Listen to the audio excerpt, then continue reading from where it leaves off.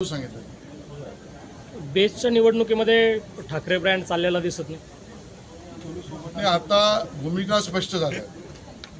भाजप म्हणून तर आम्ही या निवडणुकीत राजकीय पक्ष म्हणून उतरलो नव्हतोच, कारण ही निवडणूक कामगारांची होती, बीएसटीवर प्रेम करणाऱ्या काम करणाऱ्या कर्मचाऱ्यांची होती। याचं राजकीयकरण उबाटा आणि मनसेने केलं। प्रत्येक गोष्टीत राजकीयकरण करणं, राजकीय भूमिका मांडणं, याचाच त्यांना फळ मिळालं आणि हातात भोपळा मिळाला। आणि म्हणून तुम्ही एकत्र या, वेगळे लढा। मी मागेही म्हटलं 0+0=0। आज भोपळा हातात मिळाला।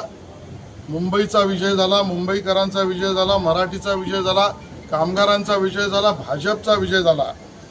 आणि म्हणून मी त्या ठिकाणी अतिशय नम्रपणे म्हणेन की जे विद्वान राजकीय विश्लेषक कोण दोघं एकत्र येतील, कोण तिघं एकत्र येतील याच्यावरनं आम्हाला सांगत होते, त्यांना उत्तर म्हणून मी एवढंच सांगेन, आज मुंबई भाजपचा अध्यक्ष म्हणून अजून मोठी यादी नंतर घोषित करूच, पण मुंबई महानगरपालिका निवडणुकीच्या स्टार प्रचारक म्हणून शशांक राव आणि प्रसाद लाड यांचं नाव मी आज घोषित करतो।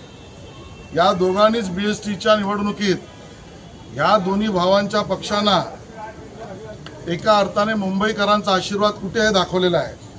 आणि त्यामुळे शोलेत जसे होते तसे मुंबई भाजपच्या निवडणुकीत सर्व नेते असतीलच, पण जय वीरू म्हणून शशांक राव आणि प्रसाद लाड यांचं नाव मी घोषित करतो स्टार प्रचारक म्हणून।